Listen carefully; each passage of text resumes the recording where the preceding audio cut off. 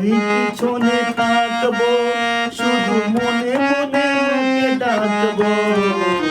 আমি সবারই পিছনে থাকবো, শুধু মনে মনে মুখে ডাকবো।